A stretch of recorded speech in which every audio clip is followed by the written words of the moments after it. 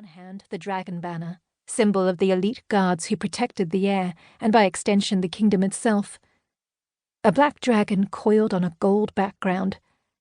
A cluster of 7 brilliant stars studded the gold field above the dragon's figure. She traced this constellation with her gaze to remind herself of what it stood for, the crown of stars worn by the ruler of the ancient empire, half forgotten now in the world of humankind, but destined to return. It was for this she had made the sacrifice. By this time, aided by her hesitation, the young prince had pulled his horse up beside her. Torches threw wings of light over the ruins, and their heat surrounded her like a prison built with walls of fire. "Why did you follow me?" she asked. "You knew I intended to leave." "How can you leave?" he demanded like a child wailing against being abandoned. But he was so young, barely a man, only 18 years old according to the calendars of this world. With an effort, he schooled his expression to one of haughty disdain and tried a different path. "Surely you will stay until the child is a year or 2 old, so you might know that it lives and thrives.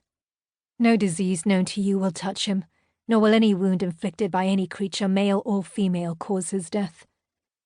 She spoke without thinking. A murmur like the breath of wind through a forest passed through the assembled soldiers, those close enough to hear her prophecy, whispering her words to those who stood farther away.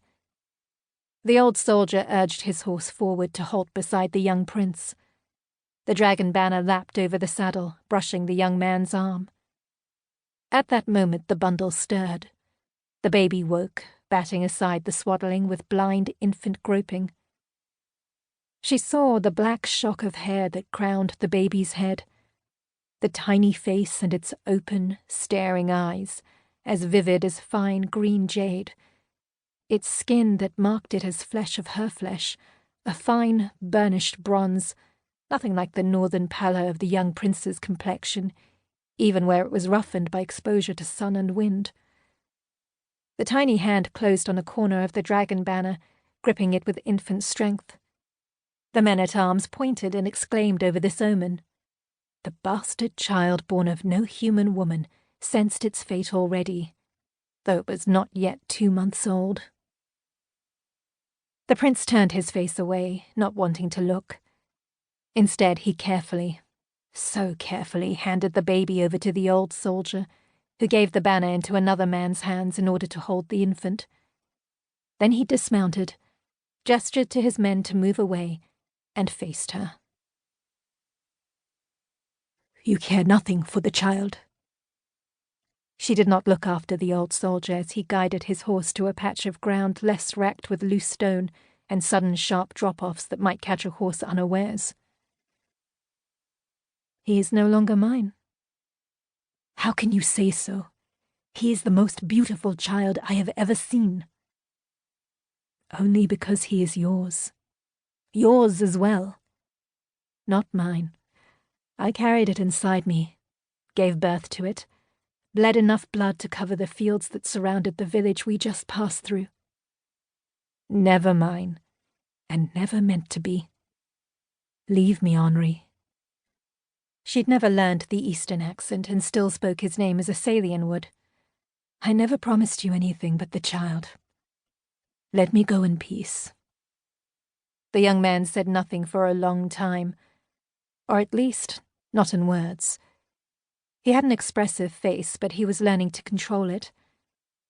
She wondered, watching him, what he wanted to say, and what he would say. When she had first met him a year ago, he'd always blurted out the first words that came to his tongue. Now, made heir by right of fertility, he was learning to think before he spoke. "I do not want to let you go," he said at last. "By the invocation of your name, Elliott, I beg you to stay with me." "Elliott is not my name, Henri. It is only what you call me." "You aren't well enough to go. You were so ill after the birth." "I am well enough now." "Then why did you come to me? Don't you love me at all?" His voice broke on the last words, and